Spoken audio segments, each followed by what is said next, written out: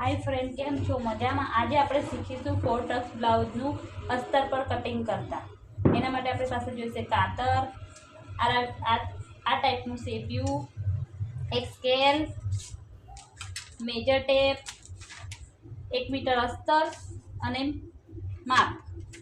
તો ચલો હવે આપણે શીખીએ અસ્તર પર 4 ટક્સનું કટિંગ. એના માટે આ રીતે અસ્તર પાથરી દેવાનું. બંધ ભાગ આપણી બાજુ રાખવાનો, ખુલ્લો ભાગ સામેની સાઈડ રાખવાનો. હવે આપણે માપ જોઈ લઈએ.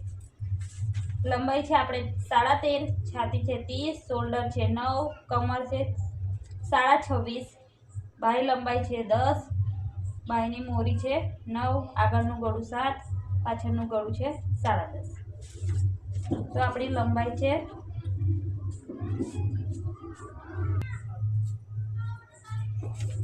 આપણી 13.5. તો 13.5 આપણે ઉમેરીશું 1.5 ઉમેરીએ તો આપણે કેટલા આવશે? 13.5 15 આવશે.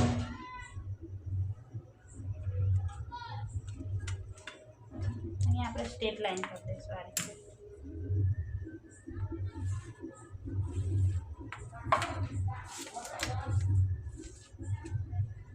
સાડા 15 પર આ રીતે નિશાન કરી દઈશું. શોલ્ડર આપણા છે 9 ના અડધા કરીએ તો 4.5. 4.5 અડધો ઇંચ આપણે દબાણ માટે ઉમેરવાનું, એટલે આવશે 5 ઇંચ. આર્મહોલ પણ આપણે લેશું 5 ઇંચ. જેટલો શોલ્ડર આવશે એટલો જ આર્મહોલ પણ લેશું. હવે અહીંયાથી લેશું આપણે છાતીનો માપ. છાતી છે આપણે 30નો ચોથો ભાગ લઈએ તો આવે 7.5. તો આ રીતે 7.5 પર નિશાન કરીશું અને 2 ઇંચ આપણે ફિટિંગ માટે લઈશું, દબાણ માટે. કમર છે આપણી 26, તો 26નો ચોથો ભાગ લેશું તો 6.5 આવશે. 6.5માં આપણે 1 ઇંચ ટક્સ માટે ઉમેરીશું તો આવશે 7.5 અને 2 ઇંચ લેશું આપણે દબાણ માટે. બરાબર, આ રીતે નિશાનથી નિશાન મિલાઈ દઈશું. પાછળનો ભાગ આપણે કટિંગ કર્યો છે એટલે પાછળના ભાગમાં આવશે અહીંયા 1.5 ઇંચ. 1.5 ઇંચ પર આ રીતે રાઉન્ડ આપી દઈશું.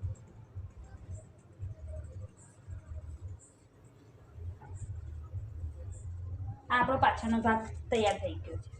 એને આપણે કટ કરી લઈશું આ રીતે.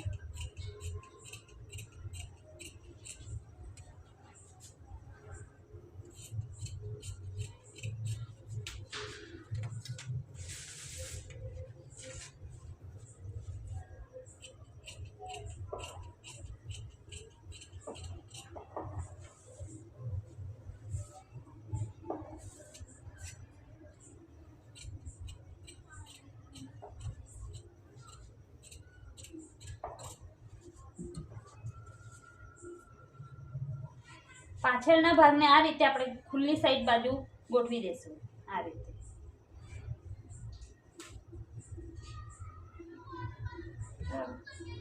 સેમ જેવો છે એવો ડ્રો કરી લઈશું.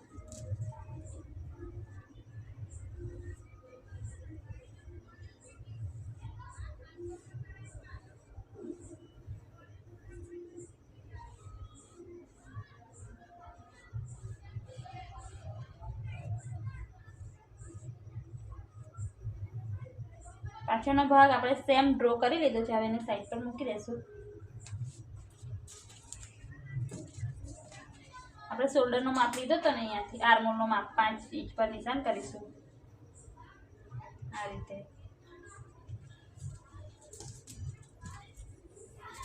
અહીંયાથી સ્ટ્રેટ લાઈન કરી દઈશું. અહીંયાથી બી આપણે આ રીતે લાઈન કરી દઈશું.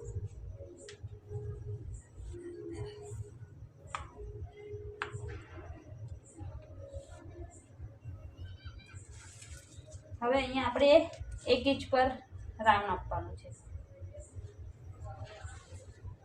આ સેપિયા વડે રાઉન્ડ અડધો ઇંચ આગળના ભાગમાં, અડધો ઇંચ અંદરથી લેવાનું રાઉન્ડ.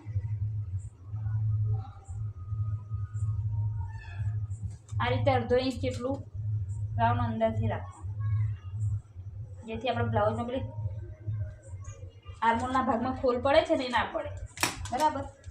હવે આપણે અહીંયા 1 ઇંચ વધારી દઈશું. આગળના ભાગ પાછળના ભાગ કરતાં 1 ઇંચ આગળનો ભાગ વધારે લેવાનો, જે આપણે ટક્સ લઈએ છીએ ને એના માટે.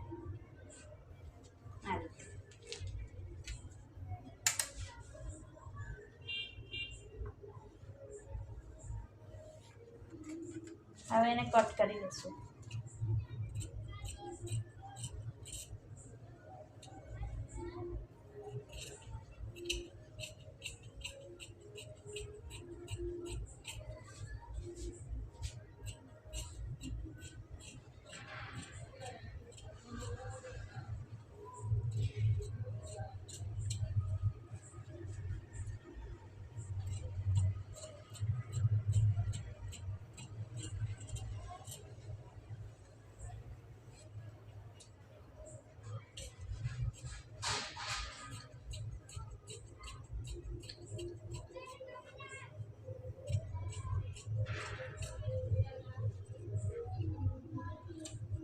આ આપણો આગળનો ભાગ તૈયાર થઈ ગયો છે. આ પાછળનો ભાગ. હવે આપણે બાય કટિંગ કરીશું. બચેલા કપડાને આ રીતે ફોલ્ડ કરી લઈશું. પછી બાયની લંબાઈ છે આપણી 10. તો 10માં 1 ઇંચ આપણે ઉમેરી દેવાનું, જે આપણે બાયમાં અહીંયા બાય ફોલ્ડ કરવા માટે અડધો ઇંચ ઉપરની સાઈડ અને અડધો ઇંચ નીચેની સાઈડ, એટલે આપણે લેશું 11 ઇંચ. નીચે બી સેમ એ રીતે નિશાન કરી લઈશું. 11 અહીંયાથી 2.5 ઇંચ પર નિશાન કરીશું. હવે આપણો આર્મોલનો ભાગ, જે આગળનો ભાગ છે તે અડધો ઇંચ ઉપર છોડીને આ રીતે માપી લેવાનો.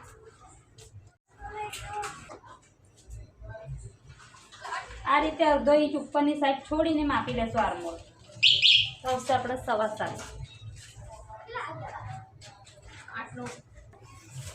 આ રીતે આપણે આર્મોલ માપી લઈશું. આપણે આયા 7.5. તો અહીંયા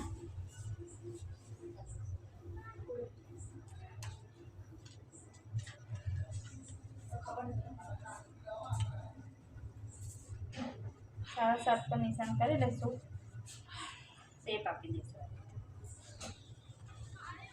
મોરીનો ભાગ છે આપણો 9 અડધા કરીએ તો 4.5.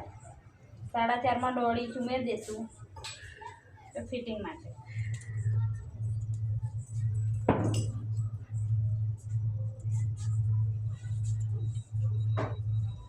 આ રીતે બાય કટ કરી દઈશું.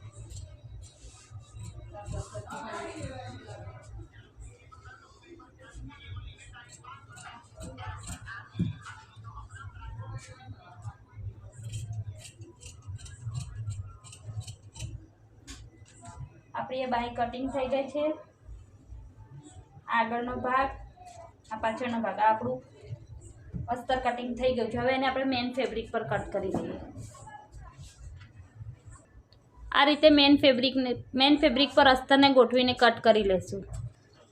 આ રીતે આપણું કટિંગ થઈ ગયું છે. જો તમને મારો વિડીયો ગમ્યો હોય તો લાઈક કરજો, શેર કરજો અને સબસ્ક્રાઈબ કરજો.